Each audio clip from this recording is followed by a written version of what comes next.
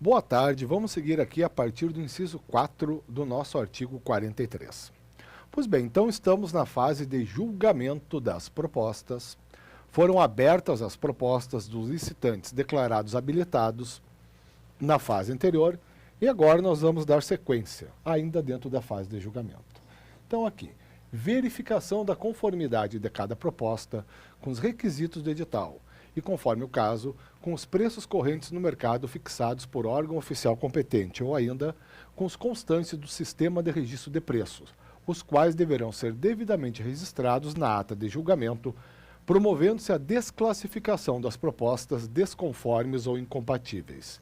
Então, pessoal, generalizando aqui, o que vai ocorrer após a abertura das propostas não é propriamente ainda a classificação, é a verificação da conformidade de cada proposta com os requisitos especificados no edital e, conforme o caso, com esses outros parâmetros aqui indicados no dispositivo. As propostas que estiverem em desconformidade serão desclassificadas. E aí sim, inciso 5, passamos ao julgamento propriamente dito, que resulta na classificação das propostas de acordo com os critérios de avaliação constante do edital. E fechando aqui o nosso procedimento, deliberação da autoridade competente quanto à homologação e adjudicação do objeto da licitação. Como sabemos, a homologação é o ato pelo qual a autoridade competente declara que o procedimento até então decorreu em conformidade com a lei, com os princípios administrativos e com os atos normativos aplicáveis à administração. E, na sequência, a mesma autoridade atribui o objeto da licitação ao seu vencedor, ou seja, promove a adjudicação. Seguindo aqui parágrafos 1º e 2º. Parágrafo 1º. A abertura dos envelopes contendo a documentação para habilitação e as propostas será realizada sempre em ato público, previamente designado, do qual se lavrará ata circunstanciada, assinada pelos licitantes presentes e pela comissão. Pois bem, pessoal, então, tanto na fase da habilitação como na de julgamento, a abertura dos envelopes se dará sempre em ato público. Ao final dele, se lavrará uma ata, e esta ata será assinada por todos os membros da comissão, bem como por todos os licitantes presentes ao evento, ou os seus prepostos.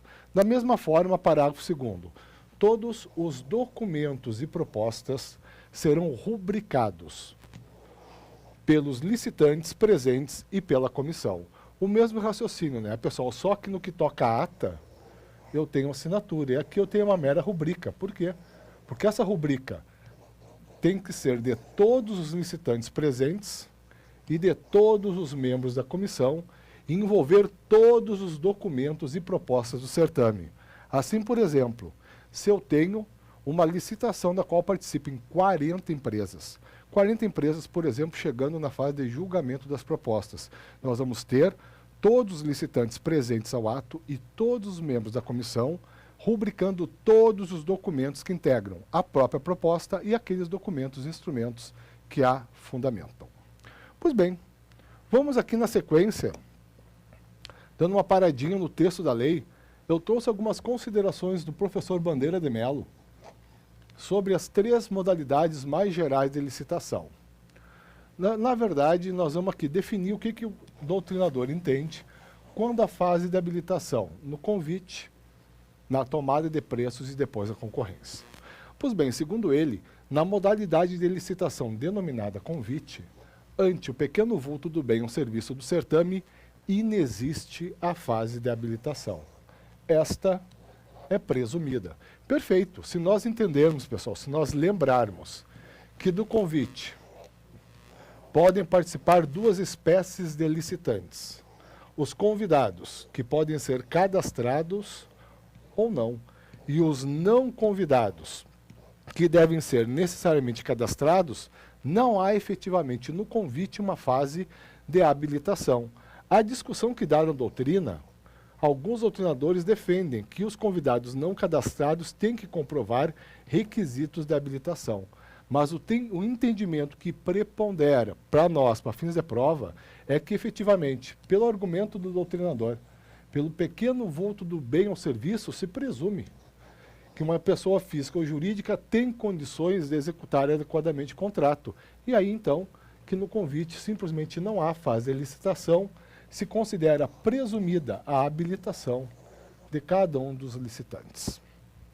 Seguimos aqui no que toca à tomada de preços. Na modalidade de tomada de preços, os interessados em participar de licitações necessitam inscrever-se em um cadastro administrativo, ainda que o façam em vista e por ocasião de uma dada licitação já instaurada, desde que o demandem 3 dias antes da data da abertura das propostas, conquanto nele suscitada, com vistas a influir naquele procedimento, efetua-se de modo paralelo e concomitante, isto é, como um incidente que detém a sequência da licitação até a solução deste tópico, o cadastramento demandado. Em síntese, pessoal, o que o professor Bandeira está declarando é que, numa tomada de preços, o participante ainda não cadastrado no registro cadastral, ele promove sua habilitação não apenas para aquela licitação, aquela tomada de preços, ele promove a sua própria inscrição no registro cadastral. E fechando aqui na nossa concorrência. Na modalidade concorrência, a habilitação realiza-se no bojo de uma data licitação e é específica para ela. Pois bem, então no caso da concorrência, o licitante, que ainda não é cadastrado, não é inscrito nos registros cadastrais da administração, ele promoverá sua habilitação tão só para aquela licitação na modalidade concorrência. Se quiser comprovar genericamente requisitos de habilitação, deverá promover em separado a sua inscrição no registro cadastral. Ainda aqui, considerações da doutrina. Vejam só, nós temos uma grande discussão aqui na matéria que eu já destaquei anteriormente. Qual é a discussão? Se a adjudicação do objeto da licitação confere direito à celebração do contrato. Pois bem, volto a frisar, na sistemática da lei, não. Esse é o entendimento da jurisprudência. A adjudicação confere só um direito a uma preferência se a administração decidir pela celebração do contrato. Pois bem, mas há questões que vêm trazer o posicionamento doutrinário na matéria. E aí voltamos aqui. E o posicionamento doutrinário na matéria, dentre outros, é o defendido pelo professor Bandeira de Mello e pelo professor Eli Lopes Meirelles. O que diz o professor Bandeira de Mello? Diz ele que, concluído o procedimento com sucesso, a administração, em princípio, estará obrigada a contratar. O professor Bandeira ressalva o em princípio, porque, conforme o caso, vai ser realmente hipótese de revogação ou de anulação do procedimento. Figuras que estão detalhadas no artigo 49 da lei. Então, em não ocorrendo uma revogação ou uma anulação, a administração está obrigada a celebrar o contrato com o vencedor do certame com adjudicatário. Esse é o mesmo entendimento, pessoal, do professor Eli. Olhem só os efeitos da adjudicação com as palavras do próprio doutrinador. A aquisição do direito de contratar com a administração nos termos em que o adjudicatário venceu a licitação. Então, aqui o grande ponto que eu quero destacar para vocês. Esse é o entendimento doutrinário dominante na matéria, trouxe apenas 2 doutrinadores, mas é suficiente para nós ter o posicionamento. Vamos aqui na sequência, outros efeitos que o professor Eli considera decorrentes da adjudicação. B. A vinculação do adjudicatário a todos os encargos estabelecidos no edital e aos prometidos na sua proposta. É, vamos assim dizer, uma decorrência lógica, na verdade, do licitante ter entrado e ingressado na licitação. Ele vincula-se a tudo que foi unilateralmente estabelecido pela administração. E como ele foi o vencedor do certame, ele se vincula também aos termos da proposta por ele apresentada. Seguindo aqui C. A sujeição do adjudicatário às penalidades previstas no edital e a perda de eventuais garantias oferecidas, se não assinar o contrato no prazo e condições estabelecidas. Nós vamos ver mais para frente, pessoal, no capítulo 3, que a lei tem um entendimento bem interessante. Ela diz que se o adjudicatário não comparecer para celebrar o contrato com a administração, considera-se que houve inadimplemento contratual integral por parte do licitante, ou seja, Eu nem tive a celebração do contrato, mas a lei estipula como penalidade se considerar que ele descumpriu integralmente o contrato com a administração. Vamos seguir aqui o D. O impedimento de a administração contratar o objeto licitado com qualquer outro que não seja o adjudicatário. E, por fim, liberação dos licitantes vencidos dos encargos da licitação.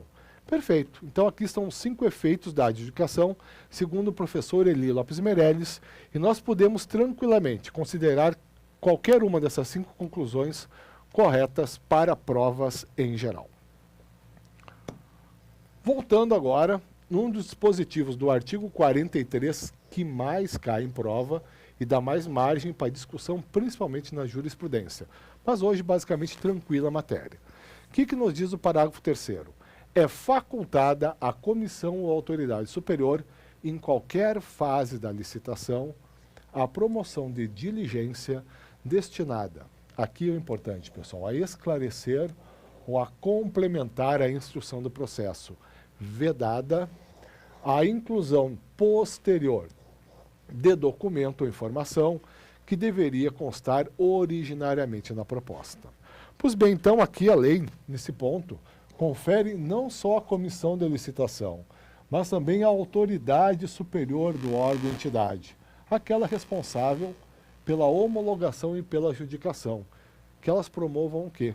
A qualquer momento do procedimento, uma diligência destinada a esclarecer ou a complementar a instrução do processo. Até aqui tudo tranquilo. A discussão, que até há pouco tempo atrás foi mais intensa, é essa parte final que eu vou ler de novo.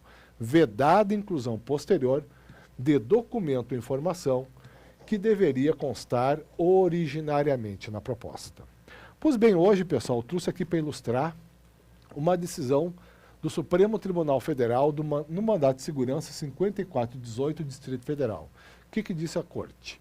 No procedimento, é juridicamente possível a juntada de documento meramente explicativo e complementar de outro pré-existente, ou para efeito de produzir contraprova e demonstração do equívoco do que foi decidido pela administração, sem a quebra de princípios constitucionais ou legais.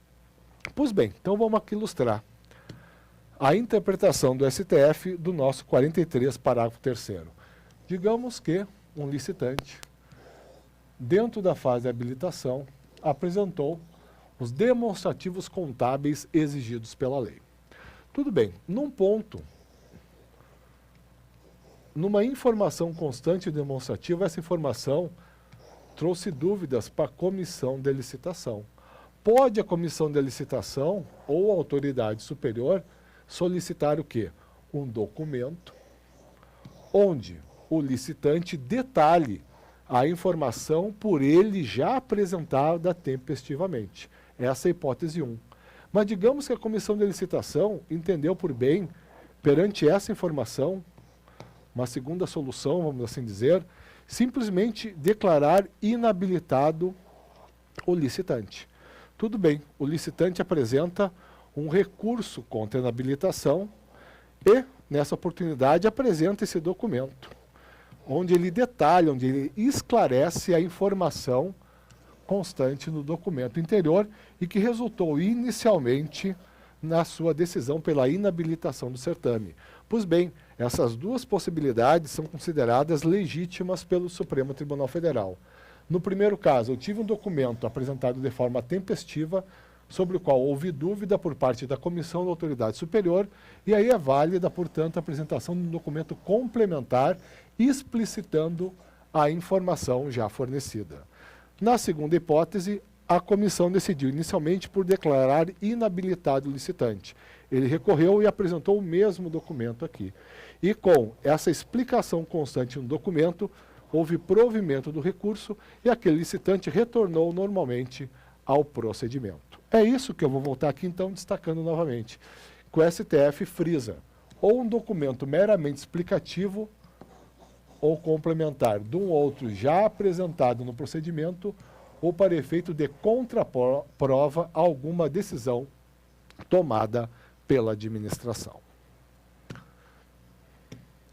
Vamos aqui na sequência, ainda dentro do 43. Segundo o parágrafo 4º, o disposto nesse artigo aplica-se à concorrência e no que couber, ao concurso, ao leilão, à tomada de preços e ao convite. É o que nós tínhamos destacado já numa fase anterior aqui, da 86693, que aquele procedimento, abertura, habilitação, julgamento de proposta, homologação e adjudicação, eu aplico de olho fechado à concorrência. Nas demais modalidades pode haver diferença. Na tomada de preços, por exemplo, se todos os licitantes já estão previamente inscritos no registro cadastral, eu não tenho propriamente uma fase de habilitação. No convite, adotando aqui a posição que deve ser adotada do Bandeira de Mello, não há fase de habilitação. No concurso, em regra, eu também não vou ter uma fase de habilitação. Por exemplo, concurso de monografia. O que a pessoa faz dentro de uma fase de habilitação? Ora, ela já se identifica quando ela faz o trabalho técnico, artístico ou científico.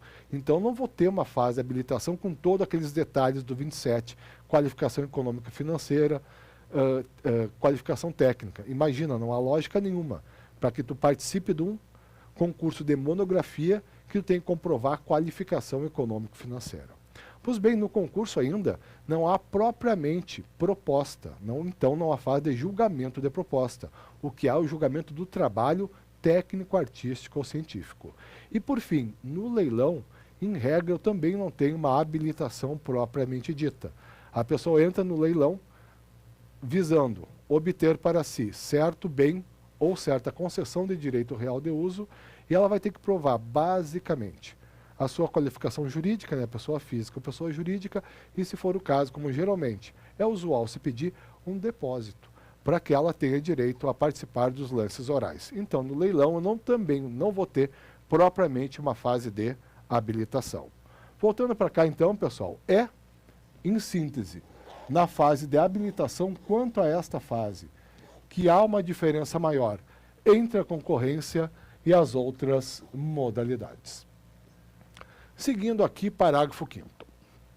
Ultrapassada a fase de habilitação dos concorrentes e abertas as propostas, não cabe desclassificá-los por motivo relacionado com a habilitação, salvo em razão de fatos supervenientes ou só conhecidos após o julgamento. Então vamos com calma aqui, né, pessoal, que nós temos que compatibilizar o parágrafo 5º com o parágrafo 3º. Nós sabemos que a qualquer momento pode a comissão ou autoridade superior promover uma diligência dentro do contexto da legalidade do procedimento. O que visa o nosso parágrafo 5º? Ele visa proteger o licitante. Vejam só, foi ultrapassada a fase de habilitação. Digamos que a administração declarou tudo ok para o licitante. Declarou o licitante habilitado. Declarou o licitante habilitado com base numa documentação por ele já apresentada.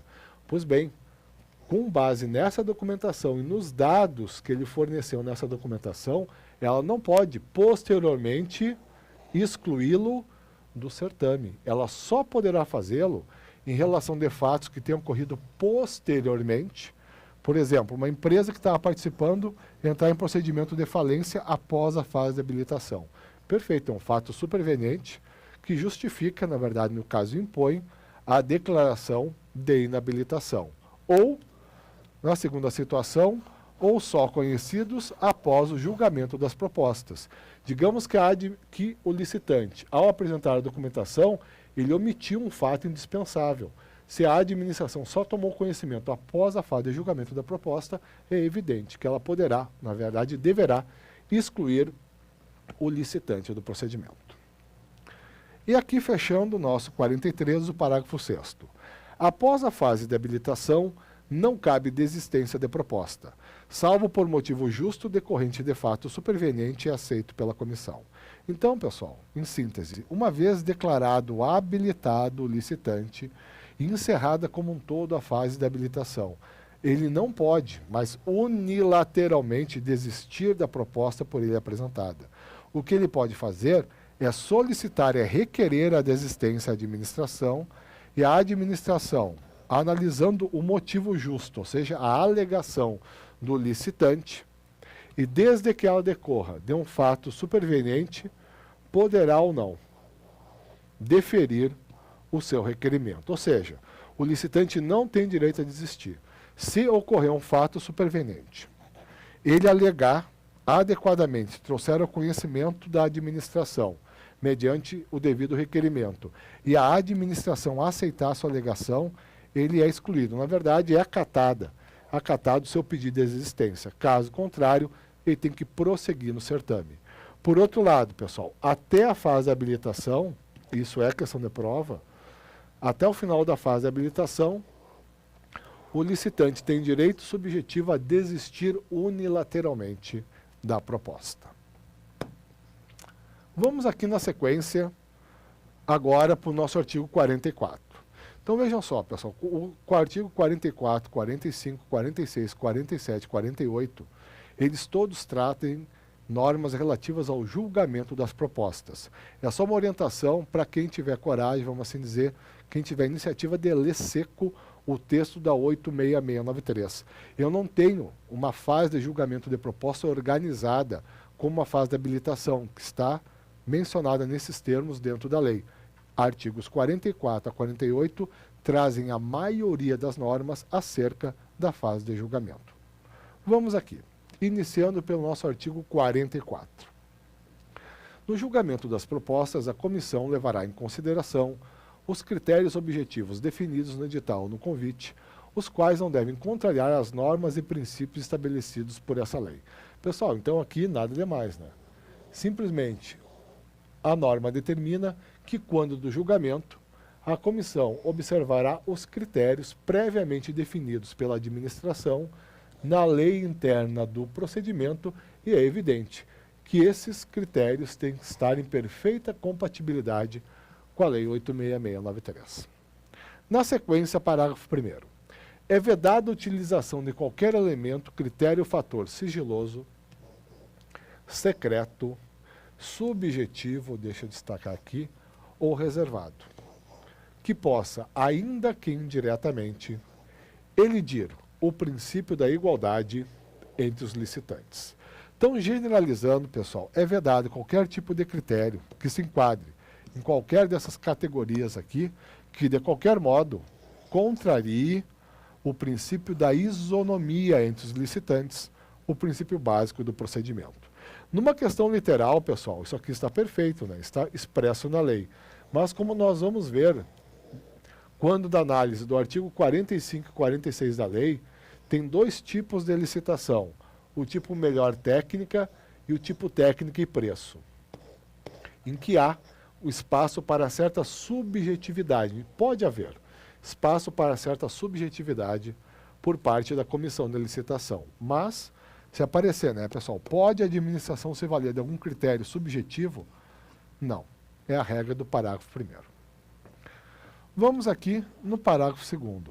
Não se considerará qualquer oferta de vantagem não prevista no edital ou no convite, inclusive financiamentos subsidiados ou a fundo perdido, nem preço ou vantagem, baseada nas ofertas dos demais licitantes.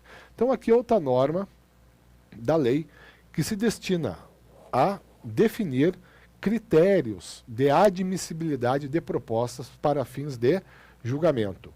Com relação a essa parte final, pessoal, nem a preço ou vantagem baseada nas ofertas dos demais licitantes. Não pode, assim, por exemplo, um licitante apresentar uma proposta com o seguinte teor: executa o objeto da licitação por um valor 5% inferior ao da proposta de menor preço apresentada pelos demais. Isso é vedado pela parte final aqui do parágrafo 2º. Seguindo aqui, parágrafo 3º. Não se admitirá a proposta que apresente preços global ou unitários simbólicos, irrisórios ou de valor zero, incompatíveis com os preços dos insumos e salários de mercado, acrescidos dos respectivos encargos, ainda que o ato convocatório da licitação não tenha estabelecido limites mínimos. Veja que interessante, tá, pessoal? Vou destacar. Nós sabemos que é uma vedação da lei ao estabelecimento de preços mínimos no edital. E apesar disso, então, uma esse dispositivo aqui na literalidade é totalmente contrário àquela norma anterior. Para fins de prova, pessoal, só não complicar, eu tenho que saber que apesar de não ter uma lógica, como disposto no artigo 40, existe essa vedação aqui no parágrafo 3º do artigo 44. Então aqui, iniciando de novo, que não tem estabelecido limites mínimos, exceto quando se referirem a materiais e instalações de propriedade do próprio licitante, para os quais ele renuncia a parcela ou a totalidade da remuneração. Então, o que visa esse dispositivo? Assegurar que a proposta tenha um mínimo de execuibilidade, de viabilidade financeira. É vedado, então, proposta de valor irrisório, de valor zero, porque financeiramente não há como se sustentar a execução do objeto do contrato. Qual a única ressalva? Quando pertence ao próprio licitante a fonte, vamos assim dizer, de onde virá a execução, e ele renuncie total ou parcialmente àquela fonte. Vamos voltar aqui. É a parte final, exceto quanto a materiais e instalações de propriedade do próprio licitante, para os quais, então, haja renúncia à parcela ou à totalidade daquela remuneração, pessoal, da remuneração relativa ao material ou à instalação. Mas, genericamente falando, não pode haver proposta de valor zero na licitação. E fechando aqui o parágrafo 4º, nos diz que o disposto no parágrafo anterior aplica-se também às propostas que incluam mão de obra estrangeira ou importações de qualquer natureza. Ou seja, se vai ser necessário mão de obra em certo contrato e o licitante se propõe a utilizar mão de obra estrangeira, tudo bem, mas não pode zerar o valor dessa mão de obra. Da mesma forma, não pode zerar o valor de um bem que deverá ser importado para a execução do objeto do contrato. Aqui eu trouxe para nós uma decisão do STF que tem lugar aqui no contexto do julgamento das propostas. Então, uma decisão do plenário da Corte, noticiada no informativo 490. Vamos lá. O tribunal julgou procedente pedido formulado em ação direta ajuizada pelo Procurador-Geral da República para declarar a inconstitucionalidade do parágrafo 4º do artigo 111 da Constituição do Estado do Rio Grande do Norte, que dispõe que, na análise de licitações, para a averiguação da proposta mais vantajosa, são considerados, entre outros itens, os valores relativos aos impostos pagos à Fazenda Pública Estadual. Entendeu-se que o dispositivo impugnado faz distinção entre brasileiros, o que afronta o disposto no artigo 19.3 da Constituição Federal, que veda a União, aos Estados, ao Distrito Federal e aos municípios criar distinções entre brasileiros ou preferências entre si. Fechando aqui, considerou-se também, na linha do julgamento acima relatado, que o preceito viola o princípio da isonomia, haja vista que assegura injustificada vantagem sobre os licitantes que não sejam contribuintes no Estado, ou que, sendo, recolham menos impostos do que o licitante que pague mais, salientando que a ponderação ou consideração dos valores atinentes aos impostos pagos pelo licitante também não surge da natureza das coisas, nem é concretamente compreensível. Pois bem, pessoal, retornando aqui, o que eu quero destacar para vocês é que essa exigência aqui de quantidade de impostos pagos à Fazenda Estadual responsável pelo certame, foi declarada nula pela Corte, entre outros motivos. Aqui, porque serviu de critério, na verdade, em virtude de ter servido de critério para a seleção da proposta mais vantajosa na licitação. Então, para nós ampliar o nosso raciocínio, genericamente falando, esses critérios, sem base em lei, que violam o princípio da isonomia, não são vedados tão somente como requisito de habilitação. Também se veda o seu uso como requisitos para a seleção da proposta vencedora do certame. Pois bem, vamos aqui para o nosso artigo 45. Esse é o dispositivo da lei, pessoal, que após aqui definir o nosso princípio do julgamento objetivo, define os tipos de licitação. Vamos aqui então. O julgamento das propostas será objetivo, devendo a comissão de licitação ou responsável pelo convite realizá-lo em conformidade com os tipos de licitação, os critérios previamente estabelecidos no ato convocatório e de acordo com os fatores exclusivamente nele referidos, de maneira a possibilitar sua aferição pelos licitantes e pelos órgãos de controle. Pessoal, então aqui está a essência do nosso princípio do julgamento objetivo. Vamos parar nesse ponto. Na próxima aula a gente começa com o parágrafo 1º do 45, que trata dos tipos de licitação.